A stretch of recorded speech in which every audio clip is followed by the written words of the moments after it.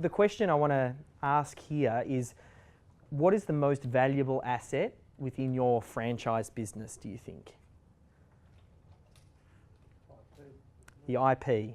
Yes, yep. So it's the systems, the processes, the way that you do what you do. That's exactly right. And if I didn't hand out the book before, I would have said you won that prize and given you a copy of the book.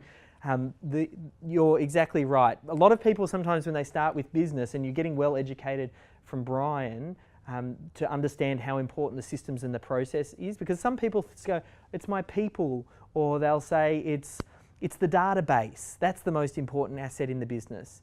And while they are important, the most valuable asset that you've got are your systems and processes.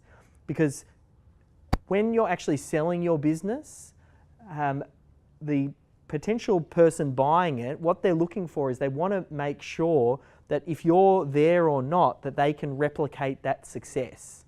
They want to make sure that the business continues to operate whether you're there or not.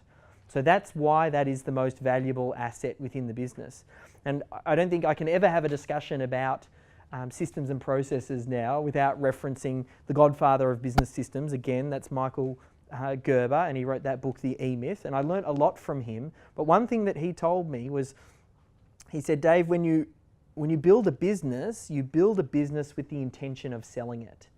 If you build a business with that in mind right from the outset, you'll build it on the right foundations. Because if you don't have intentions of selling it, you build yourself into it. You need to make sure that this business is scalable, the numbers are sound enough that it works without you. So it's really important to make sure that, yeah, you build with the intention of selling. That makes the biggest product, or the ultimate product of your business, is the business itself.